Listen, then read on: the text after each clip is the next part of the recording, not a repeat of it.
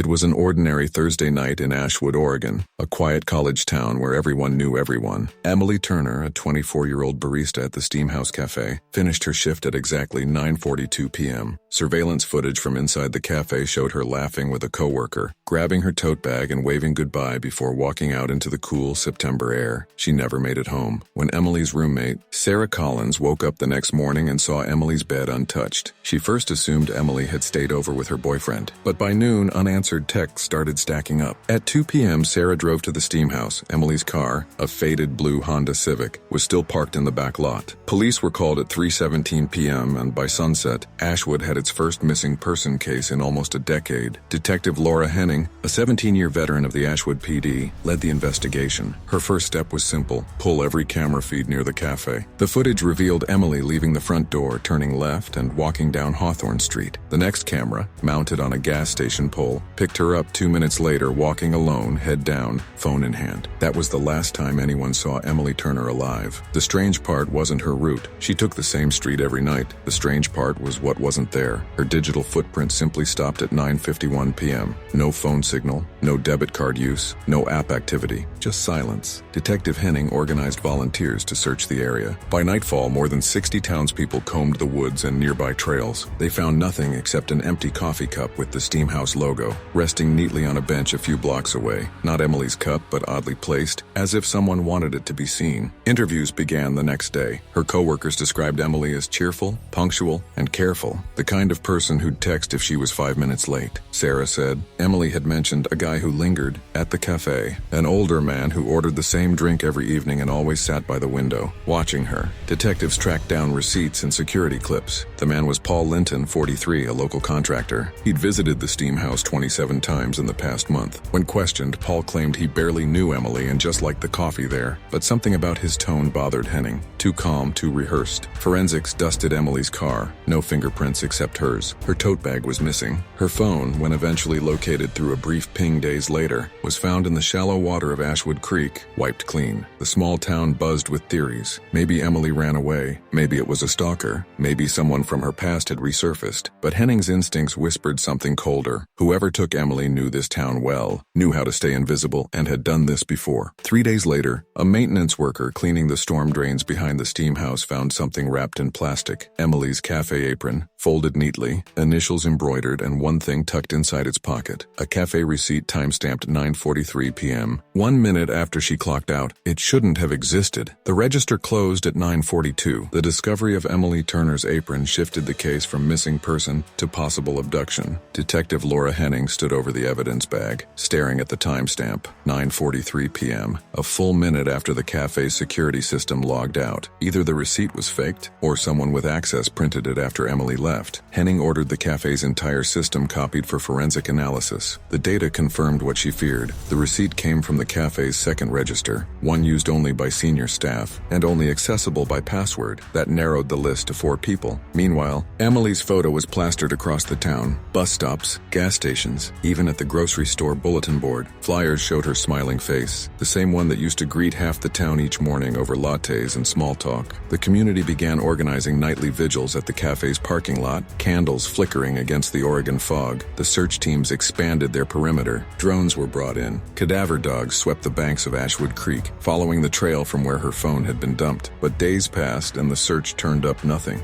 Then on the 5th day, a lead came from traffic camera footage 2 blocks east of the cafe. At 9:50 p.m., a white pickup truck passed the intersection. Same make and model registered to Paul Linton, the contractor. Detective Henning brought him back in. Paul sat across from her in the small interview room, unshaven, eyes shadowed, hands fidgeting with his car keys. "I told you I went home that night," he said, avoiding eye contact. Henning slid a photo across the table, the grainy camera still of his truck. "Then explain this," she said quietly. He hesitated. I drive that route often. My place is near Maple Street. Your place is 10 miles south of Maple Street," Henning replied flatly. Forensic teams impounded his truck. Inside, they found a faint trace of spilled latte on the passenger side mat and a single long blonde hair tangled in the seatbelt, a match to Emily's DNA. The next 48 hours were chaos. The media descended on Ashwood. News vans crowded Main Street. Every local channel carried the same headline: local contractor questioned in Barista disappearance, but things didn't add up. GPS data from Paul's phone showed him at home by 10:05 p.m. His neighbors confirmed seeing his truck parked outside before 10:30. That gave him barely 15 minutes. Between the cafe footage and the alleged abduction, not impossible, but tight. Then another break came. From inside the cafe, a junior barista, Megan Shaw, came forward with something she'd been too scared to mention. 2 days before Emily vanished, she'd found a small paper envelope behind the espresso machine. No name, just ET written in blue pen. She'd assumed it was a tip or note, so she'd left it untouched. When detectives opened it, they found a folded piece of printer paper with one sentence. "You shouldn't have ignored me." No fingerprints, no handwriting matches. The writing was printed, cut from a label maker. Detective Henning stared at the message under the harsh lab light, her jaw tightening. This wasn't random. Someone had watched Emily for weeks, learning her habits, leaving messages that only she saw. By now, the investigation stretched across counties. The FBI's Behavioral Analysis Unit was contacted to consult. Their early profile suggested a control-based offender, likely someone Emily knew casually, possibly a customer, with a history of fixation. Meanwhile, the townspeople grew restless. Social media filled with amateur theories that Paul Linton was being framed, that Emily staged her disappearance, that the police were covering something up. But Henning didn't care about rumors. She had a feeling this wasn't about a single man at all. It was about a pattern. And one night later, that theory was confirmed when another barista from a nearby cafe went missing. When 21-year-old Kayla Brooks vanished from a cafe 20 miles east of Ashwood, Detective Laura Henning felt her chest tighten. Same job, same age, same routine. Kayla's last text to her friend read, "Closing up now. Just one customer left." That message was time-stamped 9:41 p.m., exactly 1 minute before Emily Turner had finished her shift 2 weeks earlier. Henning's instincts screamed pattern. The second cafe's security footage was eerily familiar. Kayla served a man sitting alone at a corner table, wearing a navy hoodie and baseball cap pulled low. The footage was grainy, his face partially obscured, but one detail stood out, a silver watch with a distinctive cracked face, the same kind of watch Paul Linton wore. But when Henning brought Linton back in, he had an airtight alibi. GPS witnesses and card transactions placed him in another town the night Kayla vanished. Still, his expression when shown the new footage was strange and not surprised, not angry, but almost resigned. "Detective," he said quietly, "I told you before, someone's setting me up. You should be looking at her boss." "Emily's boss?" Henning asked. He nodded. "Yeah, the cafe owner, Rick Dalton." Rick was a local celebrity, a former barista-turned-entrepreneur who'd opened 3 cafes across the county, always smiling, always in the paper for donating to community drives. His cafe chain's tagline, "We know our customers." Henning had met him briefly during the first search. He'd been helpful, maybe too helpful, suggesting search areas, giving interviews, even holding vigils. Now she saw him differently. She requested Dalton's employee records. Every missing woman had worked at one of his cafes. A quiet chill crept up her spine as she flipped through the files. Each victim was hired personally by him. Each had received late-night messages about shift changes, all from his number. When Henning's team obtained a warrant and searched Dalton's main cafe, they found something behind the office wall, a hidden storage room. Inside, boxes of old employee files, personal items, photographs. Some of the photos showed Emily and Kayla, candid shots taken from across the cafe or from a distance on their walk home. And then there was the clock, mounted high on the back wall, a large cafe clock, identical to the ones in all 3 locations, with a small lens in the center, a camera. They traced its feed to an off-site server. When tech agents decrypted the files, what they found made Henning's stomach drop. Hundreds of hours of footage, not of customers, but of employees closing the cafe, changing into jackets, locking doors. Every movement cataloged. And then, 2 video clips with timestamps matching the nights Emily and Kayla disappeared. Both ended abruptly, camera feed cutting out at 9:51 p.m.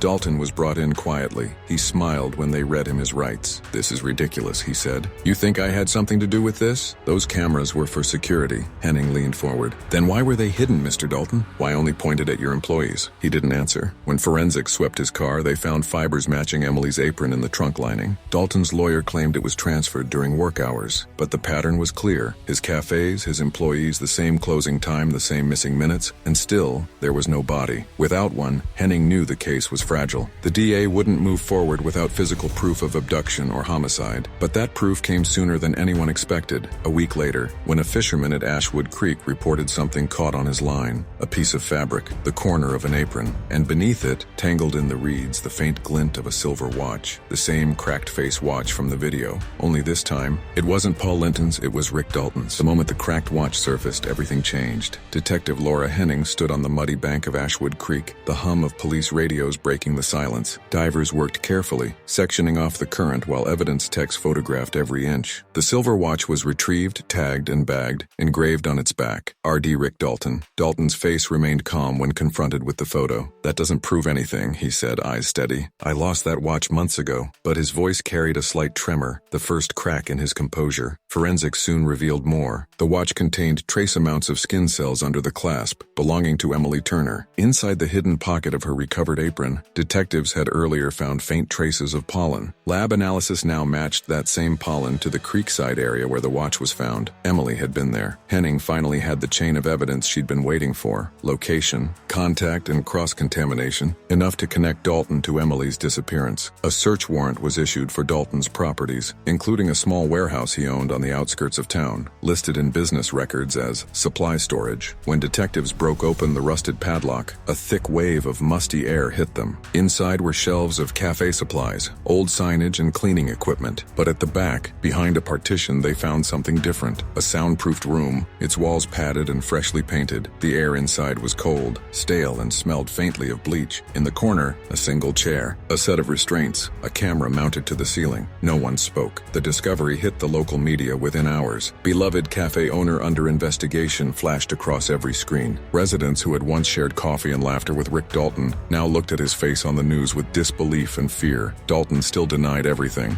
"I'm being framed," he repeated during every interrogation. "Someone planted that. Maybe one of my competitors." But there was one more piece of evidence he couldn't explain. A fingerprint found on the inside of the plastic bag that held Emily's apron. A perfect match to Dalton. The DA prepared the warrant for arrest. When officers arrived at Dalton's home, the place was quiet. His car was in the driveway, the front door unlocked. On the dining table, they found a stack of photographs, all of young women, all baristas who had worked for him over the years. Some still in town, some long gone. Each photo was dated and labeled with a shift time. Dalton himself was nowhere to be found. The manhunt stretched across 3 states. For days, police checkpoints covered every major road leaving Oregon. His photo circulated nationwide. But it was a small diner waitress 2 counties over who recognized him, sitting alone in the corner booth wearing a cap pulled low, sipping black coffee. When the local deputies approached, Dalton didn't run. He looked up, smiled faintly, and said, "I knew you'd come eventually." In his possession, a notebook filled with handwritten observations, dates, and initials. Each entry corresponded to a missing person report over the last 5 years, including Emily Turner's name, circled twice. Henning flipped through the pages later that night in the evidence room. Dalton had tracked his employees for years, cataloging them like entries in a ledger. The case was airtight, but still, one haunting question remained unanswered. Where was Emily's body? And that answer, Henning soon learned, was hidden in the final entry of Dalton's notebook, a single word written beneath Emily's name: returned. The word returned haunted Detective Henning for nights. She stared at it under the dull glow of her desk lamp, the page wrinkled from evidence handling. Dalton's handwriting was neat, deliberate, as if the word carried meaning only he understood. Returned where? At 2:37 a.m., Henning called the forensics team back in. "Go through the warehouse again," she ordered. "Every inch. Don't assume we found everything." The following morning, detectives combed through the property one last time. Behind a false panel in the soundproof room, they discovered a narrow crawl space filled with old boxes, dust, and cobwebs. Inside one of the boxes, wrapped in a cafe uniform and sealed in plastic, was a small USB drive. When investigators loaded it, the screen filled with timestamps, labeled Session 01.mp4 through Session 14.mp4. Each file opened with the same framing: the camera in the soundproof room, the chair in the center, the dim fluorescent light flickering overhead. Dalton's voice could be heard faintly behind the camera, calm and methodical, interviewing his victims like job applicants. Emily appeared in the final file. She sat in the chair, wrists trembling, mascara streaked. Dalton's voice asked, "You said you wanted a second chance. What are you willing to give for it?" She didn't answer. The recording ended abruptly on just static and a timestamp, 02:13 a.m. But the real shock came from the last file on the drive, one that wasn't listed in the index. It had no title, just a string of random numbers. When Tex opened it, the video showed Dalton in the same chair alone. He stared straight at the camera. "They think they can bury the truth," he said quietly, "but I only returned what was already broken.